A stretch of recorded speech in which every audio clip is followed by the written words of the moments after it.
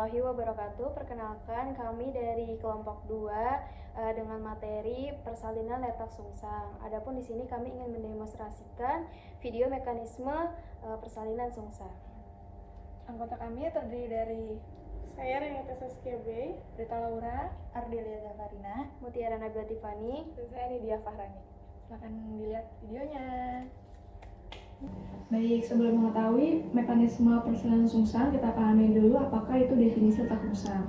Definisi letak sungsang adalah di mana bagian terendah janin bukanlah kepala, melainkan bokong atau kaki. Karena secara biologis, persalinan normal itu bagian terendahnya adalah kepala. Jadi bokong atau kaki janin ini terletak di antara sumbu lahir ibu dan sumbu janin, letaknya memanjang. Nah, kita lihat di sini kan bokong. Jadi harusnya itu seperti ini. Jadi pada saat kita melakukan pemeriksaan dalam, yang teraba itu kepala. Tapi pada definisi letak sungsang, yang teraba yaitu bokong. Nah, kenapa sih letak sungsang itu dapat terjadi? Terdapat banyak hal. Pertama, karena panggul dari ibunya itu panggulnya sempit atau CPD, cephalopancreatic disposition. Atau dapat terjadi juga hidramnion, yaitu cairan ketubannya banyak. Atau juga dapat terjadi jarinannya terlalu kecil atau mikrosomia. Nah, itu yang akan menyebabkan terjadinya letak sungsang. Ini juga, letak sungsang dipengaruhi oleh riwayat sebelumnya, apakah ibunya ini pernah mengalami sungsang atau tidak. Karena jika iya, maka kehamilan selanjutnya akan mempengaruhi bahwa terjadinya letak sungsang kembali lagi, seperti itu. Nah, letak sungsang ini terbagi menjadi tiga klasifikasi. Yang pertama itu bokong murni atau praying bridge. Sesuai namanya, nanti yang diraba yaitu bokong murni, hanya bokong saja. Ini tangan B-nya di dada melipat, lalu kakinya ini menekuk ke atas semua. Jadi seperti ini, hanya bokongnya saja.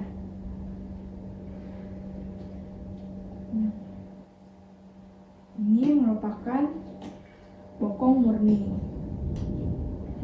Hanya bokongnya saja. Lalu pada complete bridge, yaitu yang teraba bisa bokong atau bisa disertai juga kaki. Seperti ini. Tangannya tetap berada di sekitar dada, melipat. Lalu bagian bawahnya akan teraba bokong dan juga kaki. Nah, kalau incomplete itu salah satu kaki bisa kiri atau kanan. Jadi satu kakinya menekuk, satu kakinya lagi terjuntai ke bawah seperti ini. Ya, kalau di dalam panggul, nah ini merupakan complete bridge, kakinya menekuk, yang akan teraba bisa bokong dan juga kakinya paha lutut. Atau pada incomplete bisa salah satu kaki turun seperti ini. Yang akan teraba tentu sama bokong dan juga kakinya. Lalu pada klasifikasi terakhir yaitu footling bridge, yaitu di mana kedua kakinya terjuntai ke bawah, tangannya melipat seperti ini. Nah, selanjutnya posisi sungsang itu bisa posterior atau anterior. Posterior itu kayak apa? Posterior itu bayinya terlentang seperti ini. Misal ini kita dilakukan pada praying bridge. Nah, terlentang seperti ini. Bisa posterior lateral kiri, lateral kanan. Nah, atau juga bisa anterior. Anterior itu bayinya tengkurap pada awalnya. Bisa kiri ataupun kanan. Nah, bagaimana cara kita mendiagnosis letak sungsang ini? Pada saat kehamilan, tentu kita akan melakukan namanya palpasi Leopold. Nah, pada Leopold 1, kita akan periksa bagian fundusnya. Nah, secara fisiologis, palpasi Leopold 1 itu akan teraba bulat, lunak, dan tidak melenting. Tapi pada sungsang yang akan teraba itu bulat, keras, dan melenting. Jadi yang teraba itu kepala, harusnya bokong, tetapi di sini kepala. Lalu pada Leopold 2-nya masih sama, bisa teraba punggung kiri, punggung kanan, tetapi DJJ-nya ini ditemukannya bukanlah di atas sifisis, tapi di dekat pusat ataupun fundus. Karena kenapa? Karena seperti yang saya bilang, karena kepalanya di atas, maka punggungnya letaknya akan terasa punggung untuk mendengar DJJ akan teraba di atas, maka daya yang terdengar juga akan terasa di atas, terdengar di atas. Nih, akan teraba di sini. Lalu pada level 3 yang akan teraba yaitu bulat, tidak bulat, lunak, dan tidak melenting, berarti bokong. Nah, seperti ini. Lalu akan teraba mungkin keluarnya mekonium jika kita melakukan pemeriksaan dalam. Tuh. Nah, pada persalinan sungsang itu terbagi menjadi 2 fase, ada fase menunggu atau lambat dan fase cepat. Apa itu fase menunggu? Yaitu dimana kita menunggu secara spontan bahu dan bokong lahir. Memang menunggu berarti lama. Lalu fase cepat yaitu ketika bagian skapulanya sudah terlihat, maka segera dilakukan penanganan untuk mencegah terjadinya hipoksia atau kematian janin. Komplikasi yang dapat terjadi jika ada letak sungsang yaitu perdarahan pada ibunya, lalu robekan jalan lahir dan juga asfiksia pada bayinya. Kenapa? Karena bayinya mungkin akan terjadi distosia bau atau partus macet. Selanjutnya kita akan menjelaskan mekanisme persalinan sungsang, terdiri dari Prasabrah, terdiri dari Muller, Klasik, Lausset, dan juga Maurice.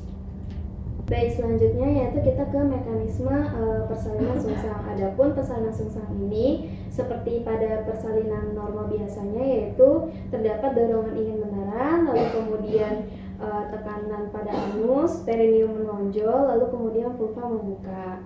Nah, adapun yang pertama sini adalah teknik Brah, yaitu teknik yang dilakukan karena adanya dorongan atau kekuatan oleh ibu.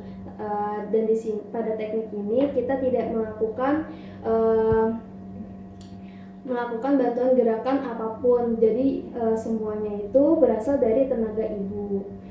Baik, selanjutnya yaitu teknik Bra. Pada teknik Bra ini pada umumnya itu menggunakan sebagian besar dari tenaga ibu yang telah didukung oleh tadi pemberian nutrisi ibu sebelum adanya tanda-tanda ingin melahirkan. Lalu di sini sudah terlihat bagian terendah janin itu yaitu pada bagian bokong. Baik ibu, ayo ibu ingin menaran. Pada saat memimpin ibu untuk menaran, di sini kita mencengkeram pada bagian bokong. Ayo ibu, terus ibu menaran ibu. Ayo kita mencengkeram. Di sini kita menahan daerah perineum, tujuannya agar perineum itu tidak terjadi robekan yang lebih luas. Baik, ayo terus ibu, terus. Oke, baik, di sini kita tidak melakukan gerakan apa-apa. Baik. Yang selanjutnya yaitu lahirnya bagian kaki janin. Ayo ibu terus.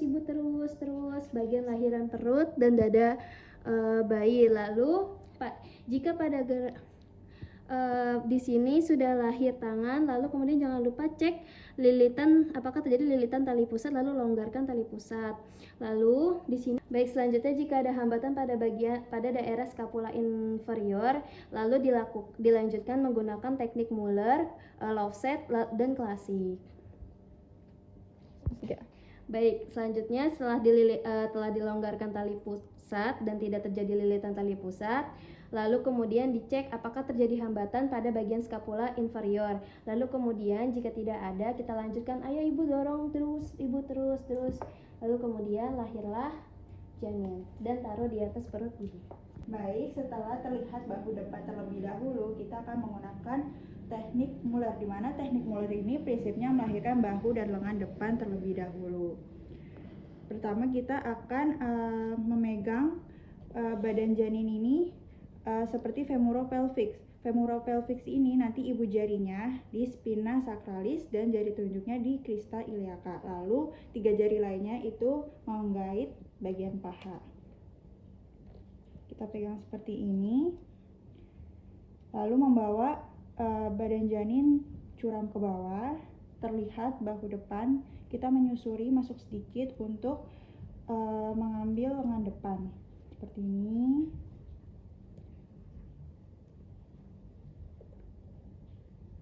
Seperti kita mengusap muka. Lalu selanjutnya kita menarik badan janin ke arah atas untuk melahirkan lengan dan bahu belakang. Setelah sudah terlihat bahu dan lengan belakangnya, kita seperti mengambil bahu depan, jadi mengusap secara perlahan lengan bawahnya.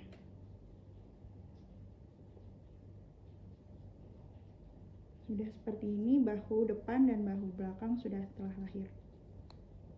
Baik, selanjutnya yaitu teknik klasik. Teknik klasik ini yaitu prinsipnya melahirkan bahu belakang terlebih dahulu. Nah, apabila bokong sudah lahir, maka kita cangkram kaki bayi seperti ini. Lalu kita bawa bayi ke atas untuk melahirkan bahu belakang. Lalu kita masukkan kedua jari untuk mencari lipatan siku ke bayi, lalu bawa bayi ke arah kiri untuk melahirkan bahu atas, lalu cari lipatan siku untuk mengeluarkan tangan bayi. Baik, selanjutnya ada teknik lopset. Nah, teknik lopset ini dilakukan apabila ada lengan bayi yang terjungkit di bagian kepala janin. Nah, lengan bayi yang terjungkit bisa salah satu ataupun keduanya. Nah, langkah pertama ketika bokong dan kaki bayi sudah lahir, kita pegang bokong dengan kedua lengan kita. Kenapa kita memegang di bokong? Karena apabila kita memegang di pergelangannya saja, itu maka akan berputar hanya bokong dan kakinya saja. Namun apabila kita memegang pada bagian bokong, maka seluruh tubuhnya akan ikut berputar. Nah, jempol kita berada di sakrum dan 4 jari kita berada di pangkal paha. Selanjutnya putar baik 180 derajat ke arah lengan yang terjungkit.